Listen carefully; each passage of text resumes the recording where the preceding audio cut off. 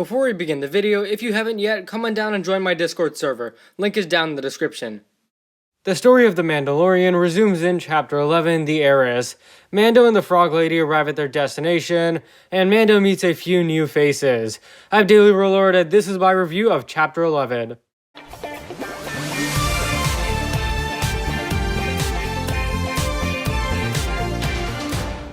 Hey guys, welcome back to the channel. I have a lot to say about this episode, so let's get started.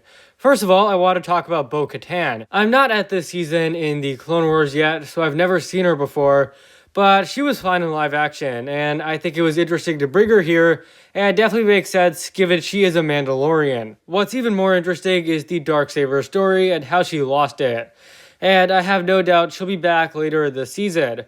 As for other characters, Frog Lady is still cool, and there's a Frog Man now, which is even more epic. What I felt was really fantastic, and probably the best part of this episode, was the surprises. And there were some really unexpected twists and turns, such as Baby Yoda getting knocked in the water, and the Imperial Captain committing suicide and killing his officers. Definitely didn't see those coming. Also, I really wanted this episode to feature Moff Gideon, and that happened. It wasn't a big role, but that's fine. His appearance as a hologram still counts. And I'd have to summarize this episode as a better version of Chapter 6. The overall story is very similar with the infiltration, but the actual episode is just miles better.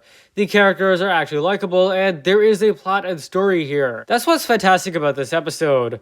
Unlike the other two, it isn't just filler and monsters.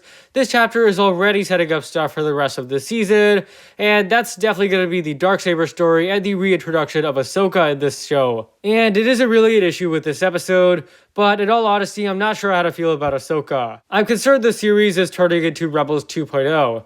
Rebels existed as a follow-up to Clone Wars and brought back many characters, and that's fine, but now you have The Mandalorian bringing back Boba Fett, Bo-Katan, and now Ahsoka. This series is supposed to be something new, not a repeat of Rebels.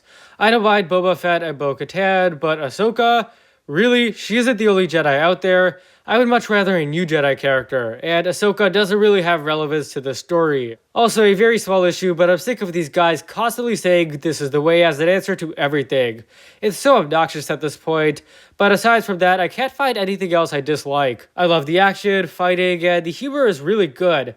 The intro scene was fun too, and actually the entire scene was a reference to Apollo 13. Another fascinating part of this episode was the contrast between cultures. Mando is a Mandalorian by creed, while the others were born on the planet.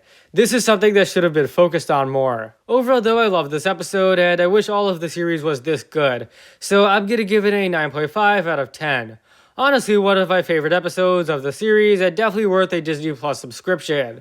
And I'm really excited to see how the story continues. Anyways though, thank you for watching. If you enjoyed, leave a like, subscribe, share with anyone and everyone you know.